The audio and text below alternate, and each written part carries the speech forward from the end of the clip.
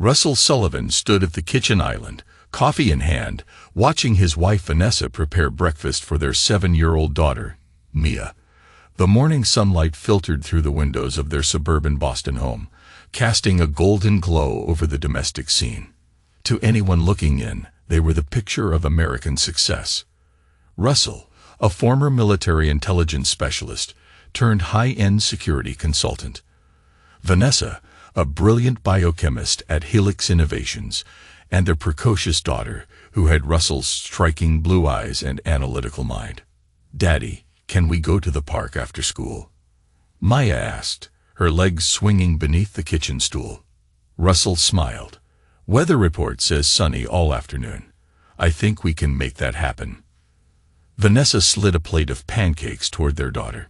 "Just don't forget I have that late meeting tonight. Dr. Phillips wants to review the new protocol before next week's presentation." Russell noticed the slight tension in his wife's shoulders, something he'd been observing more frequently over the past few months. His years in intelligence had trained him to detect micro-expressions, those fleeting tells that betrayed inner thoughts. Lately, Vanessa had been displaying more than a few. "Third late meeting this week," Russell remarked casually. "Phillips must be driving everyone hard for this project. The Phoenix Protocol is going to revolutionize genetic therapy," Vanessa replied without meeting his eyes. "The pressure is intense." Russell nodded, filing away another observation. Vanessa's phone buzzed on the counter. She snatched it up with unusual speed, glanced at the screen, and quickly silenced it. "Work?" he asked. "Always," she said with a tight smile. Russell checked his watch. "I should head out. Got a consultation with that tech startup downtown." He kissed Mia on the forehead. "Be good at school today, kiddo." Outside, Russell sat in his car, but didn't start the engine immediately. Instead, he pulled out his phone and opened an app that most people wouldn't recognize, a custom security program he designed that logged Vanessa's recent call history through their shared family plan for calls from the same number in the past week, all during her supposed late meetings. The number belonged to Dr. Leonard Brooks, Vanessa's colleague at Helix. Russell had first noticed the patterns 3 months ago. The late nights, the secretive texts, the subtle change in how she carried herself. He hadn't confronted her yet. In his experience, incomplete intelligence led to strategic failure. He needed more data.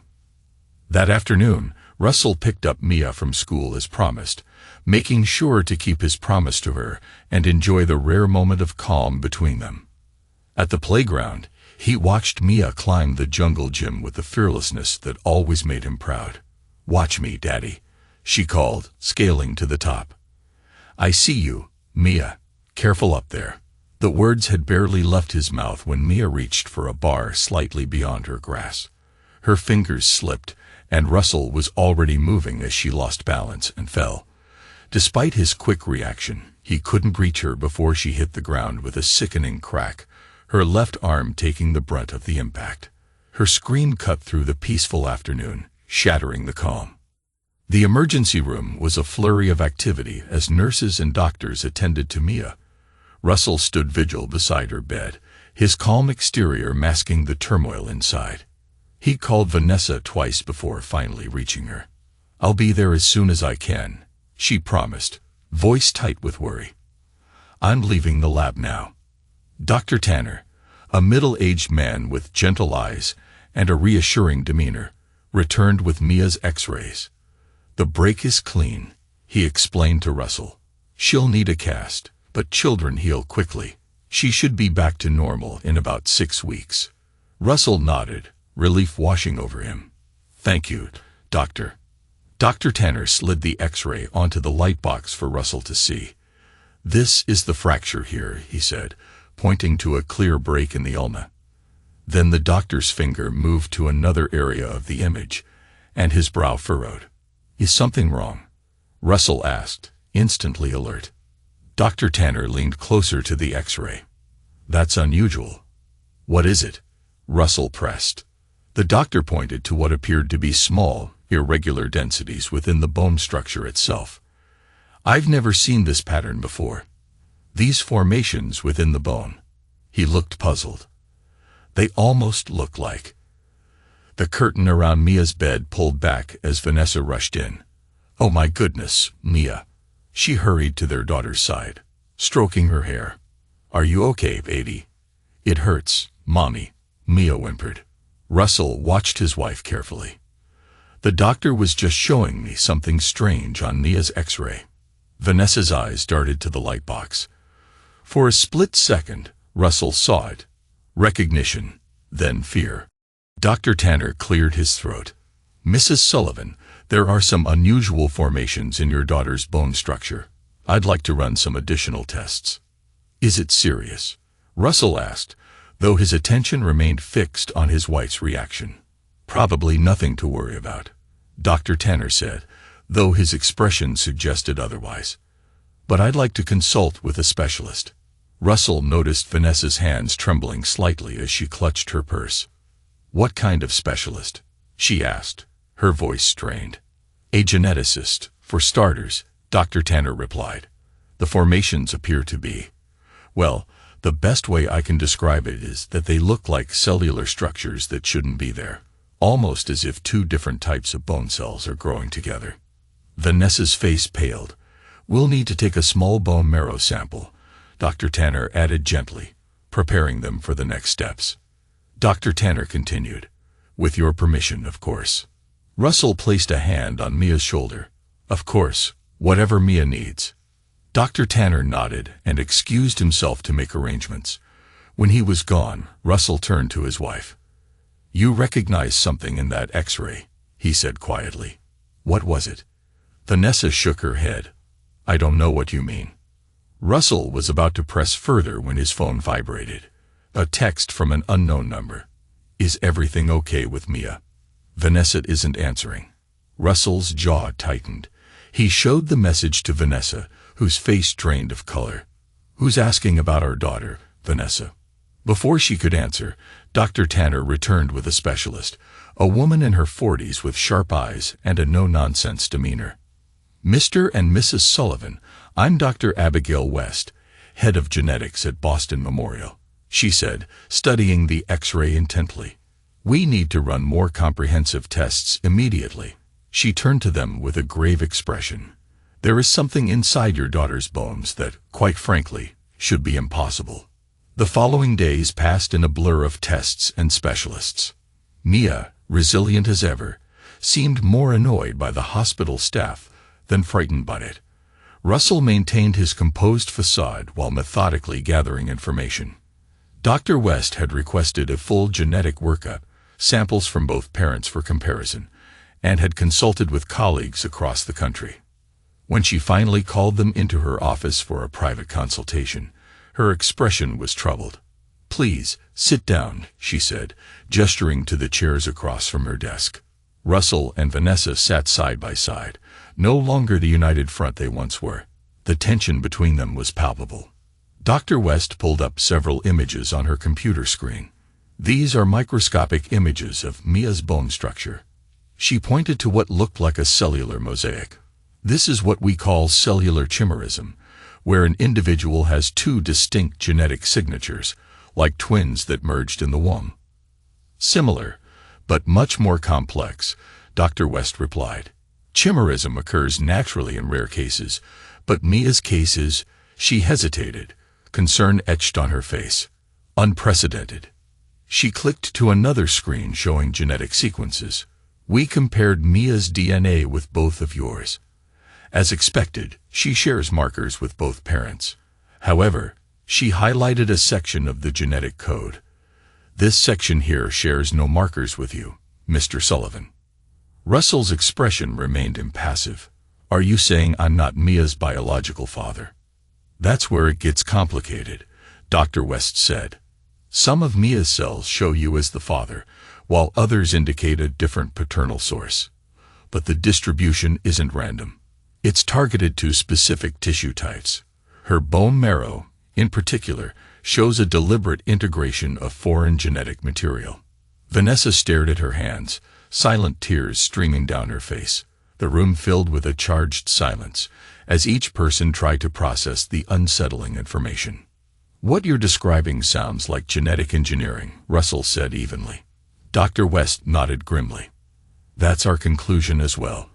This isn't natural chimerism. Someone has deliberately altered Mia's genetic structure at a cellular level, something that should be technologically impossible with current medical science." She looked directly at Vanessa. "Mrs. Sullivan, given your position at Helix Innovations, I was hoping you might provide some insight." Russell turned to his wife. "Yes, Vanessa. Perhaps you could explain how our daughter became a genetic experiment." Vanessa's composure crumbled. "It wasn't supposed to be like this," she whispered. "The modifications were meant to be temporary, therapeutic. They were never supposed to integrate permanently." The admission hung in the air like a shadow over their marriage. Russell felt a cold anger building inside him, but his voice remained controlled. "Who is he, Vanessa?" She looked up, startled by the question. "The other genetic donor," Russell clarified. "Your colleague, Leon Brooks. The one who's been texting you about our daughter." Dr. West shifted uncomfortably. "I should give you two some privacy." "No," Russell said firmly. "I want a witness to what happens next. My wife is about to explain how and why she allowed someone to experiment on our child." Vanessa took a shuddering breath. "Leon and we've been working on the Phoenix Protocol for years. It's a revolutionary approach to genetic therapy that could cure countless diseases." "And your relationship?" Russell's voice was glacial. "How long has that been going on?" 18 months, she admitted. "But this isn't about us. The protocol wasn't ready for human trials. But when Mia developed those early signs of juvenile arthritis 2 years ago," Russell's mind flashed back to their daughter's mysterious joint pain that had vanished as suddenly as it began. "You used our daughter as a test subject." "We were trying to help her," Vanessa protested. "The protocol worked. Her arthritis is gone." "By permanently altering her DNA," Russell stated, "without my knowledge or consent." Dr. West interjected. "Mrs. Sullivan, you realize what you're describing violates every ethical guideline in medical research, not to mention federal law." Vanessa buried her face in her hands. "It was supposed to be temporary. The genetic material was designed to degrade after serving its purpose. Except it didn't," Russell observed coldly. "Instead, it integrated into her bone structure." A chilling thought occurred to him. "Does Helix know about this?" Vanessa's silence was answer enough. Russell stood up straighter. "Dr. West, I'll need copies of all these test results." "Of course," the doctor replied. "But there's something else you should know. The foreign genetic material in Mia's system appears to be spreading. It's slow, but the integration is continuing. We don't know what the long-term effects might be." Russell looked down at his wife, who couldn't meet his eyes. "Then we'll need to find someone who does." The weight of their choices pressed in, the future uncertain yet demanding action. In that moment, as he stared at the woman he'd loved for a decade, Russell Sullivan made a silent vow. Everyone involved in turning his daughter into an experiment would pay, starting with his wife and her lover. And he would be utterly without mercy. Russell sat in his home office, surrounded by 3 monitors displaying different streams of information. It had been 2 weeks since Mia's diagnosis, and he had spent every waking moment gathering intelligence. His security consulting business had been put on hold. His current operation took precedence over everything else. Mia was still in the hospital under Dr. West's care. The genetic changes in her system had begun causing complications, low-grade fevers, fatigue, unexplained pain. The medical team was monitoring her closely, trying to understand what was happening to her body. Vanessa had moved out at Russell's insistence, taking a small apartment nearby to remain close to Mia. Russell had allowed this only because cutting off Vanessa's access to their daughter would have raised suspicions. He needed everyone involved to believe he was simply a distraught father, focused solely on his child's well-being. In reality, Russell Sullivan had reverted to the man he'd been in military intelligence, methodical, relentless, and dangerous. On his center monitor was a comprehensive profile of Dr. Leonard Brooks, 43, a brilliant geneticist with specializations in recombinant DNA technologies. Divorced, no children. Brooks had joined Helix Innovations 6 years ago after leaving a prestigious position at MIT under mysterious circumstances. According to the records Russell had obtained through his military contacts, Brooks had been dismissed from a classified DARPA project for ethical concerns regarding testing protocols. The left monitor displayed Helix Innovations' corporate structure, financial records, and most importantly, their classified research directory that Russell had accessed through backdoor channels he'd maintained from his intelligence days. The right monitor showed surveillance photos of Brooks and Vanessa together at restaurants, entering his downtown apartment building, and in the Helix parking garage. Russell had hired a private investigator to document their affair, but he'd taken over the surveillance himself in recent days. His phone rang. It was Dr. West. "Mr. Sullivan, we've completed the latest tests on Mia," she said when he answered. "I'd like to discuss the results in person." "I'll be there in 30 minutes, Russell replied. Before leaving, he checked one final piece of information. The location tracking on Vanessa's phone showed she was at Helix Innovations, likely with Brooks. "Perfect," he muttered to himself. At the hospital, Dr. West looked exhausted. "We've identified the mechanism behind the genetic integration," she explained in her office. "It's an engineered retrovirus, designed to deliver genetic material directly into the cellular DNA. It's unlike anything I've seen before," Dr. West said. "Is it harmful? That's the question, isn't it?" she continued. "The integration itself seems targeted to enhance certain cellular functions: improved immune response, accelerated healing, enhanced cellular regeneration. In theory, beneficial changes. But the system is unstable. The viral vectors were clearly designed to self-terminate after delivery, but something's gone wrong. They're continuing to replicate and spread." Russell leaned forward. "What does that mean for Mia?" Dr. West sighed. "Best case scenario. The process stabilizes, and she develops some enhanced physiological capabilities. Worst case, systemic organ failure as her own immune system attacks the altered cells." Russell felt cold fury rising within him. "What do you need to stop this?" "The original research would help. If I could see the exact viral design, I might be able to create something to counteract it. But this kind of work is certainly classified."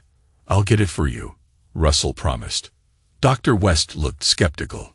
"Helix won't release proprietary research, especially something as ethically questionable as this." Russell's expression was grim. "I didn't say anything about asking permission." Later that evening, Russell sat in his parked car outside Leon Brooks' downtown apartment building. His laptop displayed the building's security systems, which he'd already compromised.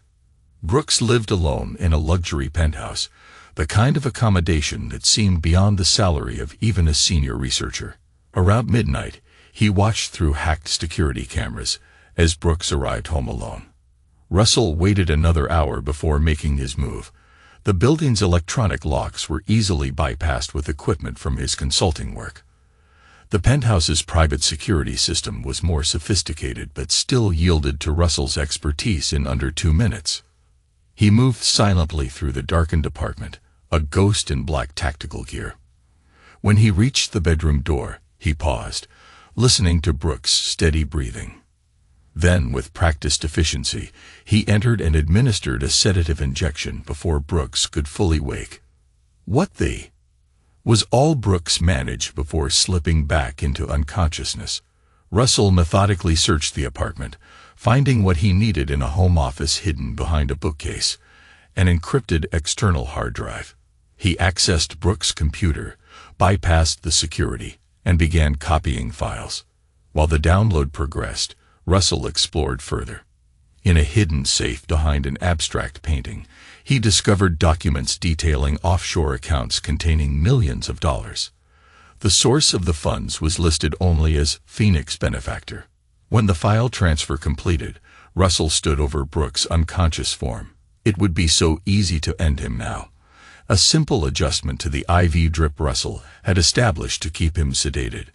No one would question a healthy man having a sudden cardiac event, but Russell had other plans. He needed information, and Brooks was the key to unlocking the secrets of the Phoenix Protocol.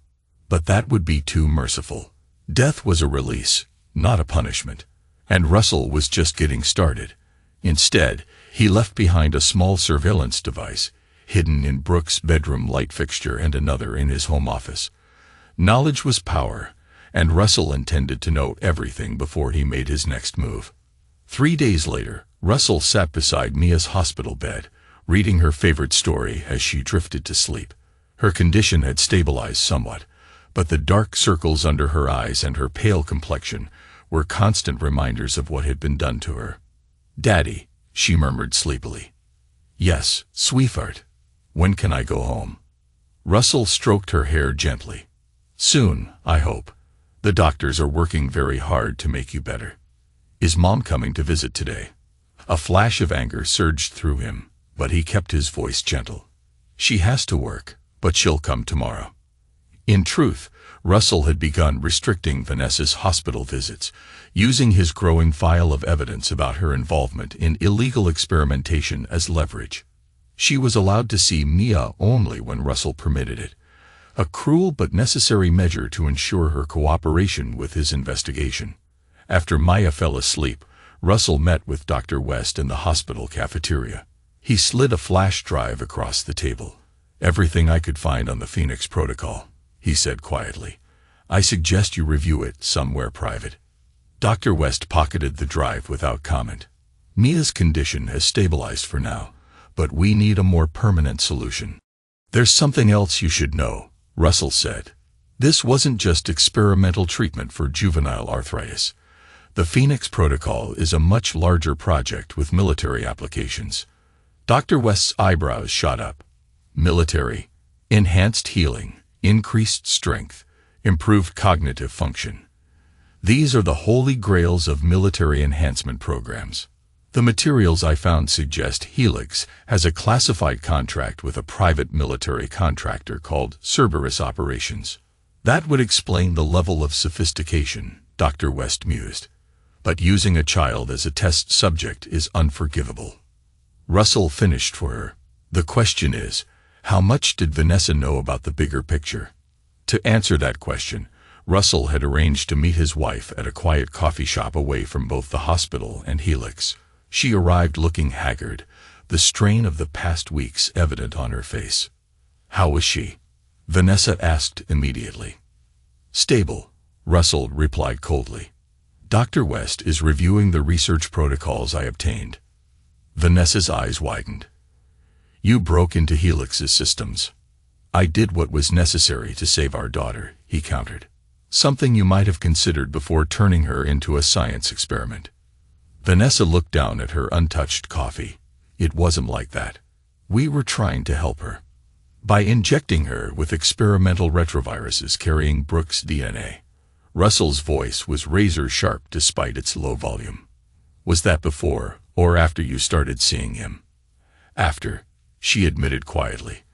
"But that's not why I agreed to the procedure. You have to believe me, Russell. Mia's arthritis was worse than we told you. The conventional treatments weren't working. She was in constant pain. So you decided to play God with her genetics, without discussing it with me. Leon assured me it was safe. The vectors were designed to deliver the therapeutic genes, and then self-destruct." Russell leaned forward. "And did you know about Cerberus Operations? About the military applications?" Vanessa's expression shifted from guilt to confusion. "What are you talking about?" Russell studied her carefully, looking for signs of deception. Finding none, he continued. "Your colleague has been selling Helix's research to a private military contractor. The Phoenix Protocol isn't just about curing diseases. It's about creating enhanced soldiers." The color drained from Vanessa's face. "That's not possible. The protocol is strictly therapeutic." "The offshore accounts suggest otherwise," Russell said, sliding photos of the financial documents across the table. Your friend has received over $15 million from Cerberus in the past 3 years. Vanessa stared at the evidence, hands shaking. I didn't know, she whispered. I swear to everything, Russell. I didn't know. For the first time, Russell believed her, but it changed nothing. Ignorance doesn't absolve you, he said coldly. You still allowed him to use our daughter as a test subject. What are you going to do? Vanessa asked, fear evident in her voice. Russell stood, his expression unreadable. Whatever it takes to save Mia, and make everyone responsible pay for what they've done. He paused, his eyes hard. Starting with Brooks. And if necessary, ending with you.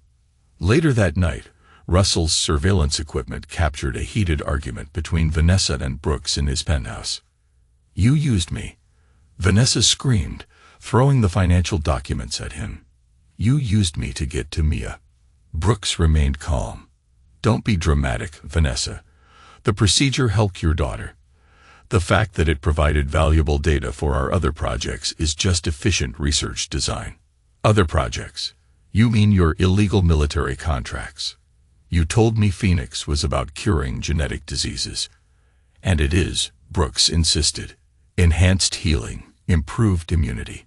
These have civilian applications too. But Helix needs funding, and the military pays better than hospitals. You put my daughter's life at risk. Brooks' expression hardened. Our daughter, Vanessa. Or have you forgotten that part? Russell froze the video, zooming in on Vanessa's shocked expression. The revelation hit him like a physical blow. Brooks was Mia's biological father. His entire world collapsed around him in that instant. Every memory, every moment with Mia, suddenly tinged with betrayal and heartache. The child he'd raised as his own for 7 years wasn't his. But as the initial shock subsided, a cold clarity took its place. Biology didn't matter. Mia was his daughter in every way that counted. And now he had even more reason to destroy the people who had betrayed him. The next morning, Russell arrived at Dr. West's office to find her looking both excited and disturbed. The data you provided is extraordinary, she said without preamble. The Phoenix protocol is decades ahead of current genetic therapy techniques, but it's also deeply concerning. How so? Russell asked. The viral vectors were designed with multiple safeguards to prevent exactly what's happening to Mia. For those safeguards to fail so completely, she shook her head. It wasn't an accident. Russell's expression darkened. You think someone deliberately modified the treatment to make the changes permanent. More than that, Dr. West explained. The version administered to Mia appears specifically designed to integrate the donor's DNA permanently into her cellular structure. It's as if someone wanted to create a genetic legacy that couldn't be erased. Brooks, Russell muttered. He wanted to literally put his mark on her at a genetic level. There's something else, Dr. West continued. I found references to a compound called PT-27 that should be able to halt the viral replication and stabilize Mia's condition. But it's not included in any of these files. Where would it be? Based on these notes, it exists only at Helix's secure laboratory facility. It's part of the fail-safe protocols for their military trials. Russell stood. Then that's where I'm going next. Before he could leave, Dr. West grabbed his arm. Mr. Sullivan, there's something you should know about Mia's genetic profile. Russell steeled himself. She's not biologically mine. I already know. Dr. West looked surprised. Actually, that's not entirely accurate. Mia's original DNA, before the Phoenix procedure, shows you as her biological father. The foreign DNA was introduced through the treatment, not conception. Relief flooded through Russell, followed immediately by confusion. But I heard Brooks claim he was her father. Biologically speaking, he's trying to become her father through this procedure. The foreign DNA is gradually replacing portions of her original genetic code, specifically the portions she inherited from you. The implications hit Russell like a sledgehammer. This wasn't just an experimental treatment gone wrong. This was Brooks trying to erase Russell from Mia's very existence, replacing her genetic father one cell at a time. The PT-27 compound, Russell said, his voice deadly calm. How quickly can it stop this process? According to these notes, it should halt the viral replication immediately. With follow-up treatments, it might even reverse some of the changes, though not all of them. I'll get it, Russell promised. Whatever it takes. With resolve hardening inside him, Russell prepared for the most important mission of his life, one where failure was not an option. That evening, Russell met with an old contact from his military days, Dominic Foster, a former Delta Force operator who now worked in private security. I need to access a secure laboratory, Russell explained in Dom's sparse apartment. Dom raised an eyebrow. Breaking and entering isn't exactly my specialty. This isn't a standard security job, Russell admitted. The target is Helix Innovations' main research facility. Maximum security, biometric access, armed guards. Sounds like a suicide mission, Dom commented. What's so important in there? A compound that will save my daughter's life. Dom's expression softened slightly. The little girl you always talk about. Mia. Russell nodded. All right, Dom sighed. I'm not saying yes, but let me see what we're dealing with. Russell pulled out blueprints of the Helix facility, security protocols, guard rotations, all obtained through his intelligence contacts and hacking efforts. Jesus, Russell, Dom muttered as he reviewed the materials. You've been busy. I have sources inside Helix, Russell explained. Vanessa's key card will get us past the first layer of security, but the lab itself requires palm print and retinal scanning. Your wife is helping you break into her company. Not willingly, Russell admitted, but she'll cooperate if she wants to continue seeing Mia. Dom studied his friend carefully. This isn't just about getting medicine, is it? What's really going on, Russell? Russell hesitated, then told Dom everything. The affair, the illegal experimentation, Brooks' attempt to genetically replace him as Mia's father. When he finished, Dom let out a low whistle. Man, when you get betrayed, you really go all in. He paused. What's your endgame here? Because breaking into a secured lab is just the beginning. First, I save Mia, Russell said firmly. Then I make sure everyone involved in this pays for what they've done. Brooks, Vanessa, Helix, Cerberus operations, all of them. That's a tall order, even for someone with your skills. I don't need to take them all down at once, Russell explained. I just need to engineer the right dominoes to fall in the right sequence. Create a chain reaction they can't stop. Dom nodded slowly. All right, I'm in. When do we move? 3 days, Russell replied. I need to gather a few more critical pieces of information first. The first piece came later that night, when Russell's surveillance equipment captured Brooks on a video call with a distinguished-looking man identified only as director. The Sullivan girls' integration is progressing faster than anticipated, Brooks reported. The genetic replacement rate has exceeded our projections by 42%. Excellent, the director replied. And the side effects? Manageable. Some fever, fatigue, nothing that raises suspicions beyond normal medical concerns. What about the father? Any complications there? Brooks smirked. Sullivan suspects nothing about the broader implications.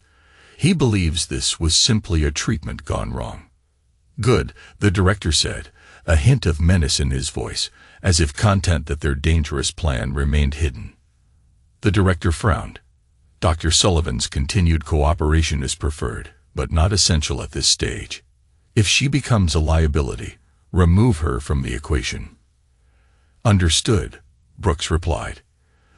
The second piece fell into place when Russell hacked into Brooks' Helix email account and discovered communications with Cerberus operations detailing Phase 2 of the Phoenix Protocol. The deliberate infection of targeted individuals with the modified retroviruses through their children, creating a genetic beacon network for purposes that remained unclear, but ominous. The final piece came from Dr. West, who called Russell with an urgent update. Mia's condition is accelerating, she reported grimly. The foreign DNA integration has reached 38% of her cellular structure. If it crosses 50%, I don't think we can reverse it. How long do we have? Russell asked. At the current rate, 5 days, maybe less. Russell's timetable had just been moved up.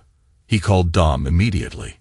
We move tomorrow night, he said without preamble. Mia is running out of time. As he prepared for the operation, Russell thought about how much his life had changed in just a few weeks. He had gone from a successful consultant with a seemingly perfect family to a man on the edge, planning to commit multiple felonies to save the daughter who had been used as a pawn in a game he didn't even know was being played. But one thing remained constant: his love for Mia and his determination to protect her, no matter the cost, and his resolve that those who had betrayed them both would face a reckoning unlike anything they could imagine.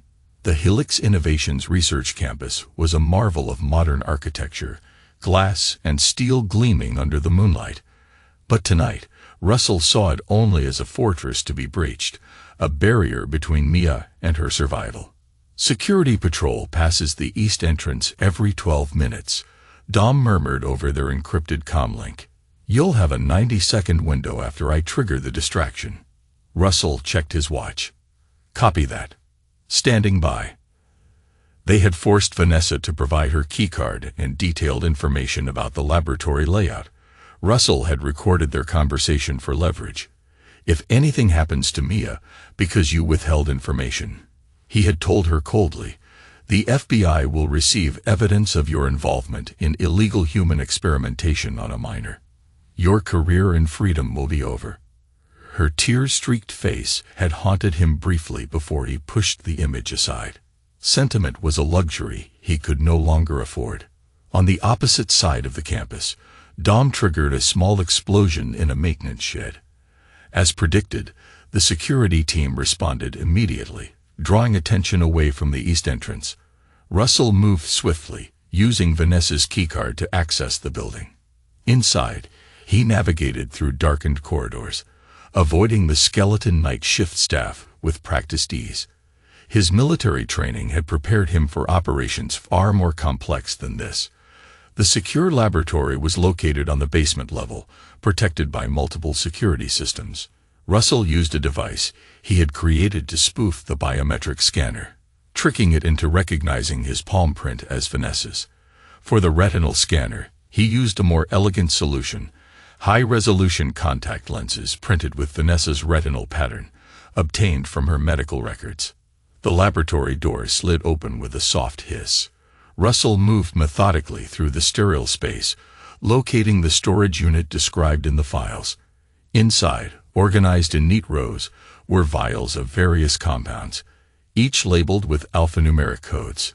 He found PT-27 exactly where Brooks' notes had indicated. The clear liquid looked utterly unremarkable, belying its critical importance. Russell carefully placed 4 vials in his specialized carrying case. As he prepared to leave, his attention was caught by a separate storage unit labeled Phoenix Prime. Inside was a single vial containing a dark red substance.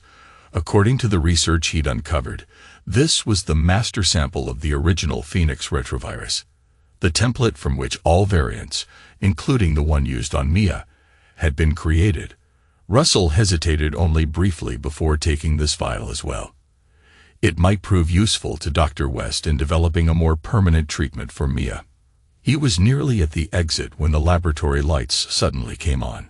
Russell ducked behind a workstation as the door opened. "I don't care what time it is," Brooks' voice echoed through the lab. "The director wants an update on the Sullivan samples immediately." Russell remained perfectly still, controlling his breathing as Brooks moved through the laboratory, accompanied by a younger researcher who looked visibly nervous. "Dr. Brooks, shouldn't we wait for Dr. Sullivan's authorization? This is her project too." Brooks scoffed. "Vanessa has become a liability. Her maternal instincts are clouding her scientific judgment." "But the ethics committee." "The ethics committee sees what we want them to see," Brooks interrupted sharply.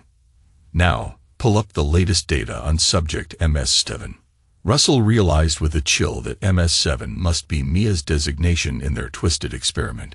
He fought the urge to confront Brooks then and there.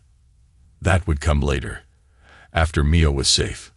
The younger researcher accessed a computer terminal, pulling up what appeared to be real-time biometric data. Integration rate continues to accelerate. Current cellular replacement at 41.3%. Brooks smiled. Excellent. And the synchronization with the primary donor. Neural pattern synchronization at 17%. If the trend continues, we should see threshold alignment within 10 to 14 days. Russell's blood ran cold. Neural pattern synchronization. What exactly were they doing to his daughter?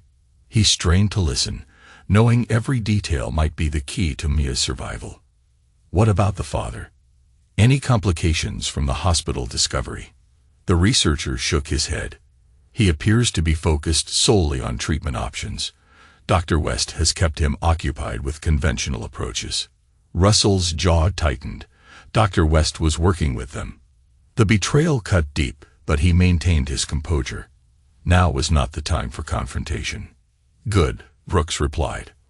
Once we reach 50% integration, the process becomes irreversible. After that, it won't matter what Sullivan knows or doesn't know. The two men continued working for what felt like an eternity. Finally, Brooks yawned and checked his watch. That's enough for tonight. Lock up when you're done. After they left, Russell waited 5 minutes before making his escape. Outside, he met Dom at their predetermined rendezvous point. Did you get it? Dom asked. Russell patted his case. And more. But we have a complication. Dr. West is working with them. Dom cursed under his breath. What's the play now? We can't trust the hospital team with Mia's treatment, Russell said grimly. We need an independent specialist who can administer the PT-27. I might know someone, Dom offered. Former military doctor, works off the books now for people who can't go through official channels. Set it up, Russell instructed. And I need a secure location to move Mia, somewhere Brooks and his people can't find her. Dom nodded. I've got a safe house in New Hampshire. Remote, defensible, and completely off the grid. Perfect. We move Mia tomorrow night. As they drove away from Helix, Russell's mind raced. The conspiracy was larger and more sinister than he had imagined. Neural pattern synchronization suggested they weren't just altering Mia's DNA. They were attempting to change her neural pathways, perhaps even her consciousness itself. He thought of Brooks's smug face, Vanessa's betrayal, and Dr. West's deception. Each one would pay for what they had done to his daughter. But first, he needed to get Mia to safety and begin her treatment. The pieces of his revenge were falling into place, but time was running out. The next evening, Russell arrived at Boston Memorial Hospital wearing the uniform of a private medical transport service. The forged paperwork authorizing Mia's transfer to a specialized pediatric facility was flawless, another product of Dom's extensive connections. Daddy, Mia exclaimed when he entered her room. Are we going home? Russell forced a smile. Not yet, sweetheart. We're going to a special doctor who can help you feel better faster. He helped her into a wheelchair, grateful that she was having one of her better days. As they moved through the hospital corridors, Russell remained vigilant, watching for any sign of Dr. West or hospital security. They reached the service elevator without incident. Dom was waiting in a modified ambulance in the loading area, the engine running. All set? Dom asked as Russell secured Mia in the back. Let's move, Russell replied, sealing the doors and feeling a weight lift slightly as they pulled away from the hospital, heading into the unknown, but prepared for anything.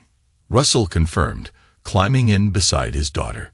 They were barely out of the hospital parking lot when Russell's phone rang. It was Dr. West. Mr. Sullivan, where is Mia? She demanded when he answered. She's not in her room.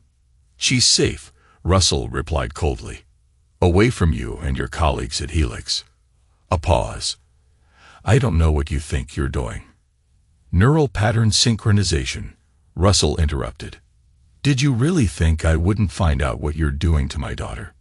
Using her as a vessel for Brooke's consciousness. Another, longer pause.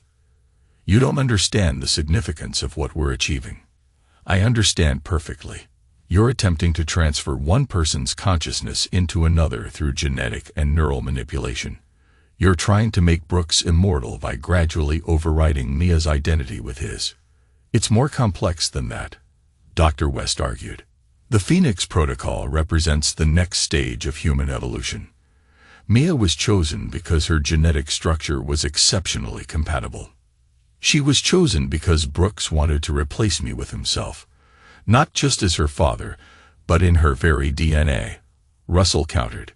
Tell your colleagues at Helix and Cerberus that Mia is no longer part of their experiment. You're making a terrible mistake, Dr. West warned. Mia needs specialized care that only we can provide. You've lost the right to treat my daughter, Russell said before ending the call. 3 hours later, they arrived at Dom's safe house, a modernized cabin deep in the New Hampshire woods. The property was surrounded by dense forest with a single access road that could be easily monitored. Inside, they were met by Dr. Maya Cortez, a former military physician with experience in experimental treatments. Dom had vouched for her discretion and competence. This is the compound, Dr. Cortez asked, examining the vials of PT-27. According to the research, it should halt the viral replication immediately, Russell explained, handing her the files he compiled. Dr. Cortez reviewed the materials with a professional eye. I'll need to run some preliminary tests before administering it, but the science seems sound. She looked at Mia, who had fallen asleep during the journey. How long since the initial treatment? About 2 years, Russell replied. But the integration has accelerated dramatically in recent weeks. That's consistent with what I'm seeing in these notes, Dr. Cortez confirmed. Once the integration reaches a certain threshold, it creates a cascade effect. She looked up at Russell. You realize that even if we stop the process, some of the changes will be permanent. Russell nodded grimly. As long as she remains Mia, her thoughts, her personality, her soul, I can live with that. While Dr. Cortez prepared the treatment, Russell's phone buzzed with an alert from the surveillance system he'd installed in Brooks' apartment. He stepped outside to view the footage and saw Brooks pacing anxiously, speaking to someone on the phone. The atmosphere was tense, promising new developments that could threaten everything Russell was fighting for. She's gone, Brooks was saying. Sullivan took her from the hospital. A pause as he listened to the other person. No, we can't go to the police. How would we explain what we're monitoring? Another pause. The integration was at 43% this morning. We have maybe 3 days before the window closes. Russell smiled coldly. They were panicking, which meant they would make mistakes.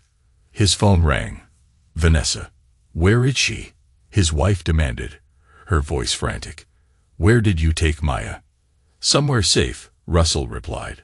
Away from you and Brooks and your experiments. Please, Vanessa begged. She needs proper medical care. Whatever you think is happening. I don't think. I know, Russell cut her off. I know about the neural synchronization. I know Brooks is trying to transfer his consciousness into our daughter. I know you've been helping him, whether willingly or not. Vanessa's sharp intake of breath told him she hadn't known the full extent of the project. That's not possible, she whispered. The Phoenix Protocol is about genetic therapy. Not. She faltered. Not what you're describing. Check the Phase 2 protocols, Russell suggested coldly. The files mark Lazarus option. Then decide if you want to continue defending a man who's trying to possess our daughter's mind. He ended the call and returned inside, where Dr. Cortez was preparing to administer the first dose of PT-27 to Mia. This should begin working immediately, Dr. Cortez explained. I'll monitor her vital signs and take blood samples every 4 hours to track the viral suppression. Russell nodded, taking Maya's small hand in his. You're going to be okay, sweetheart. Daddy's here. Hours passed as they waited for the treatment to take effect. Russell used the time to continue monitoring the fallout at Helix. His surveillance showed increasing panic among Brooks and his team as they realized the PT-27 compound was missing. Around midnight, Dr. Cortez approached with cautious optimism. The preliminary blood work shows the viral replication has slowed significantly. If this continues, we should see complete suppression within 24 hours. Relief washed over Russell, but he knew this was just the beginning. Stopping the process wasn't enough. Those responsible needed to pay for what they had done. The next morning, while Mia slept peacefully for the first time in weeks, Russell initiated the next phase of his plan. Using the sophisticated hacking tools from his consulting work, he accessed Helix's secure server and began downloading everything related to the Phoenix Protocol and Cerberus operations.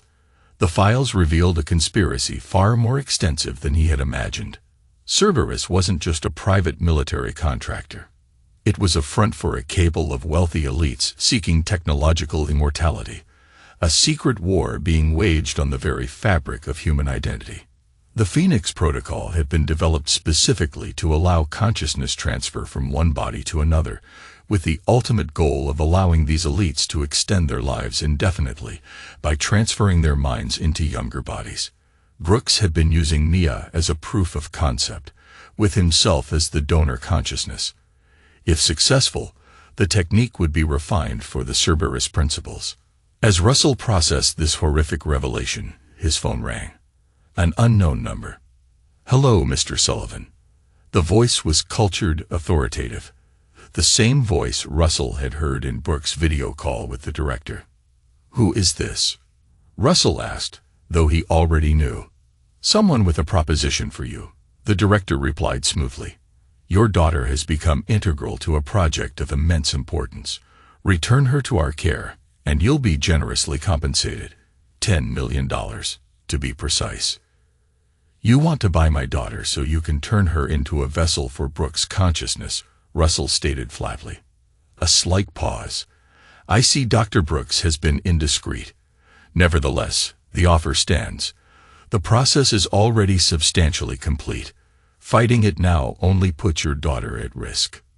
"Here's my counteroffer," Russell said, his voice deadly calm.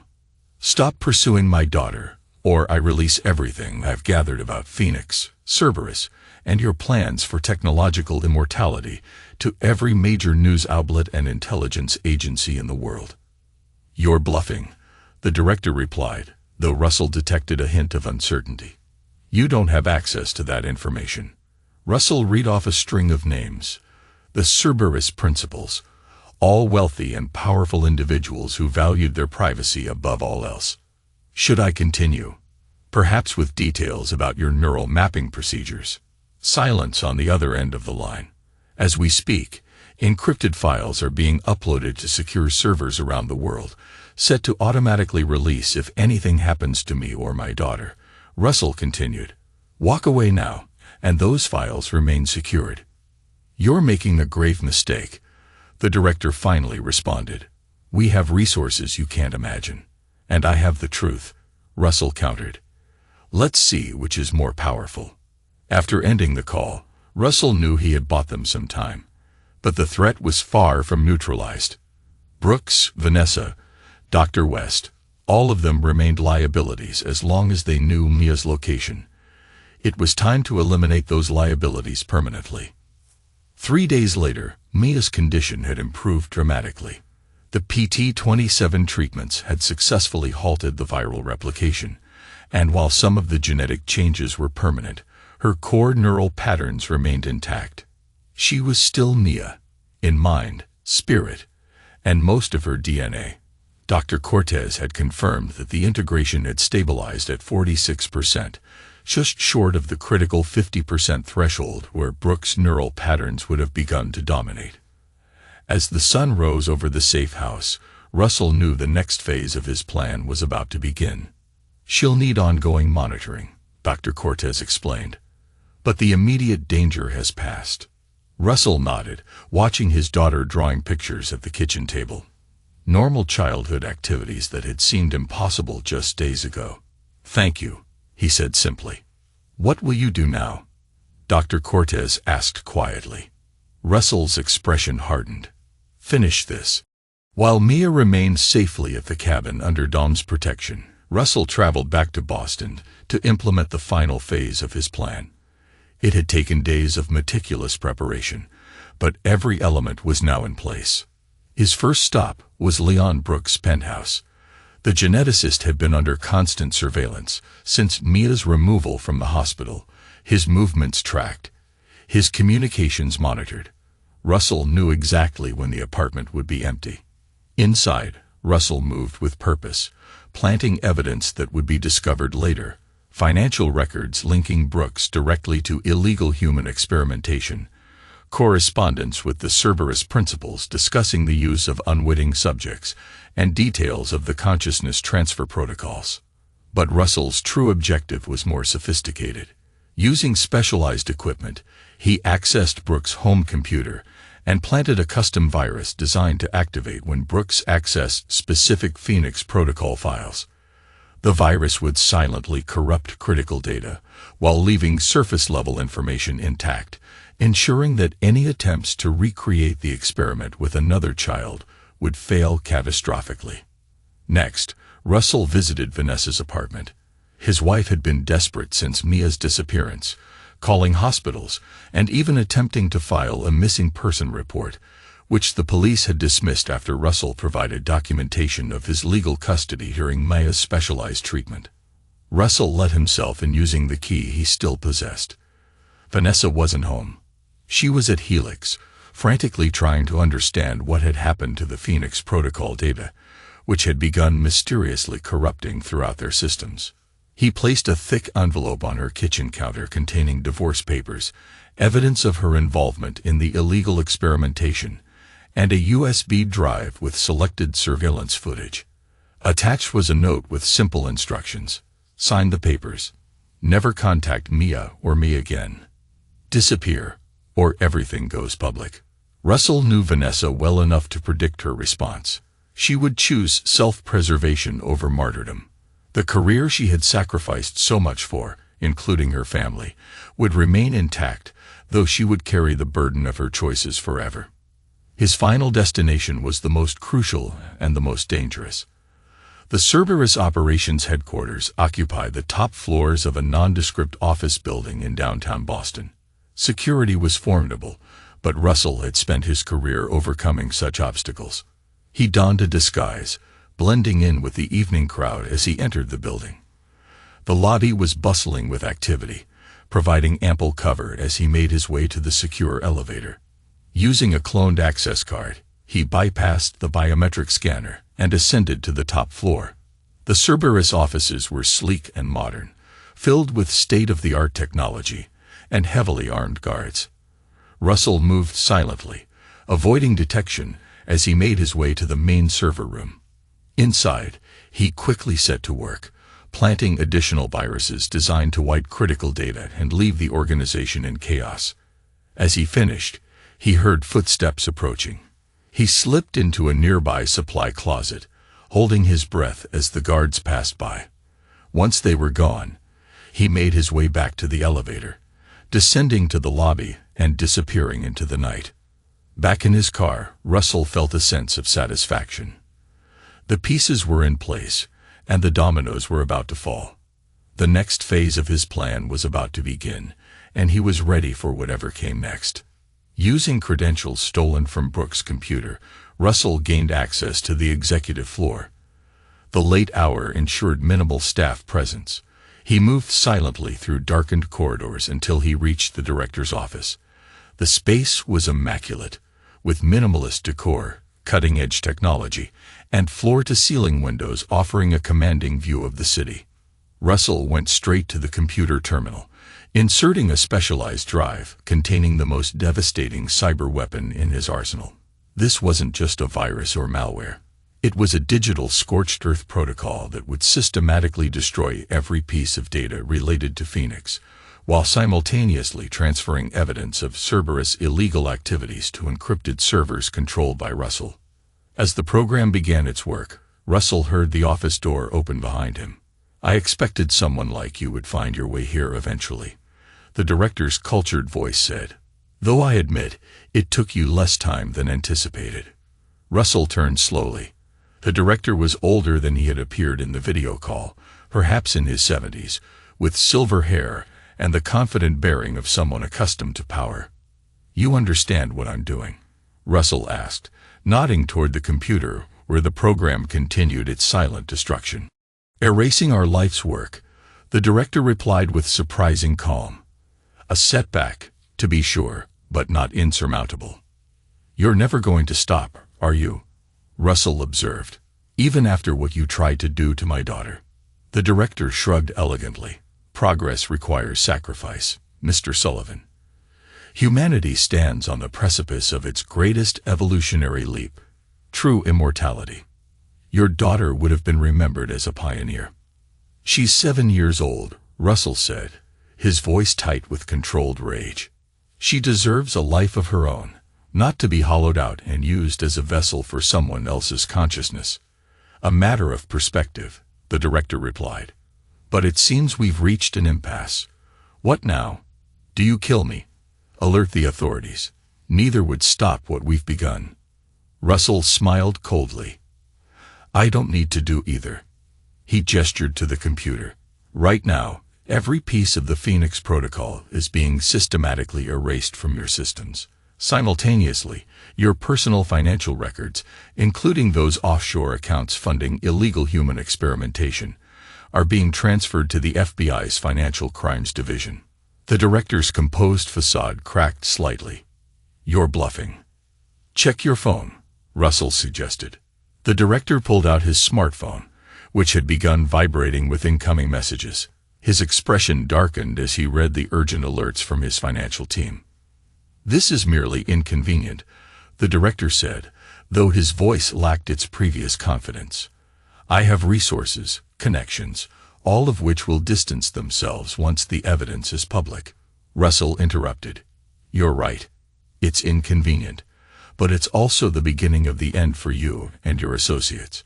The FBI will be here soon, and so will the media.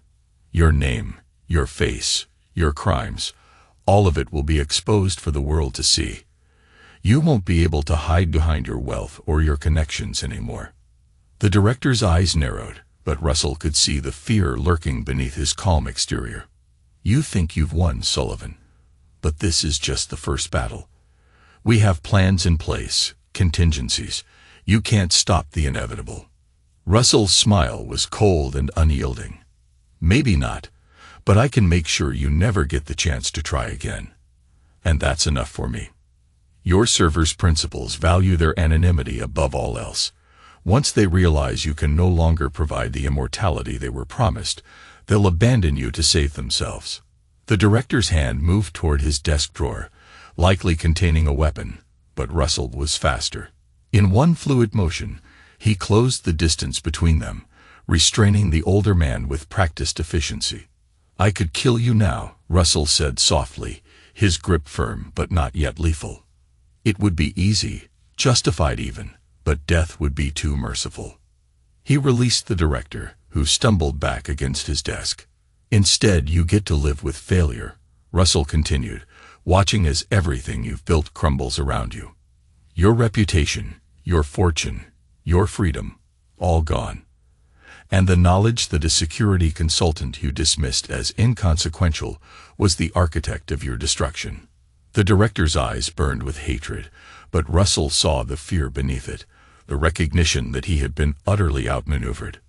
We'll rebuild, the director said defiantly. This setback is temporary. Perhaps, Russell acknowledged, but not in your lifetime. And if anyone ever approaches my daughter again, I will release the contingency files I prepared.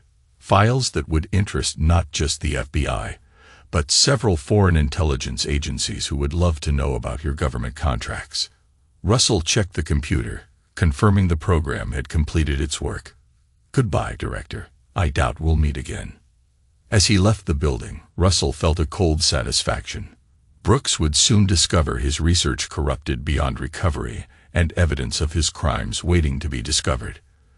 Vanessa would face the consequences of her betrayal, losing her daughter and her position at Helix when the inevitable investigation began, and the director would watch his empire of exploitation collapse around him. 3 days later, Russell and Mia arrived at a new home, a comfortable house in a small coastal town in Maine, far from Boston and the memories it contained.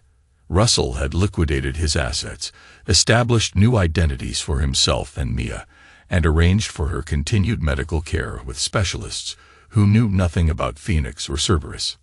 As Mia explored her new bedroom, with the resilience only children possess, Russell watched from the doorway, his expression softening in a way it hadn't in weeks. Dom, who had helped with the relocation, stood beside him. "You think it's really over?" Dom asked. Russell nodded slowly. "Brooks is finished. The FBI raided his apartment yesterday after an anonymous tip about illegal human experimentation. Vanessa signed the divorce papers and took a research position in Europe. And the director," he smiled thinly, "let's just say his investors have lost confidence in his ability to deliver on his promises of immortality." "And Mia?" Dom asked. "Will she be okay?" Russell watched his daughter arranging her favorite books on a new shelf. "She's stronger than she looks. She'll adapt, just like she always does. She's got a good heart. And she's got me. That's all that matters." Dom clapped him on the shoulder. "You did good, Russell. You saved her." Russell nodded, his gaze never leaving Mia. "I did what any father would do. I protected my daughter. And I'll keep doing it, no matter what comes next." As the sun set over the quiet town, casting a warm glow through the windows, Russell felt a sense of peace he hadn't known in months.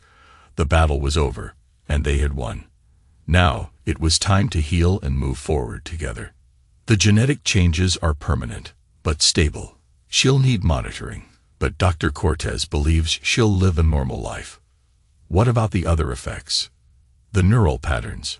Suppressed, not eliminated, Russell admitted. There will always be a shadow of Brooks in her DNA, but it's dormant now. Her mind is her own. Dom studied his friend carefully. "And you? Are you okay with all of this? The lives you've destroyed, the laws you've broken?" Russell's expression hardened again. "They tried to take everything from me. My daughter, my family, my very identity as her father. They deserved everything they got." He paused, watching Mia arrange her stuffed animals on her new bed. "I'll never forgive them for what they did. Never." "And Mia, will you tell her the truth someday?" Russell considered this, a version of it, when she's old enough to understand. She deserves to know why we left Boston, why her mother isn't in our lives anymore.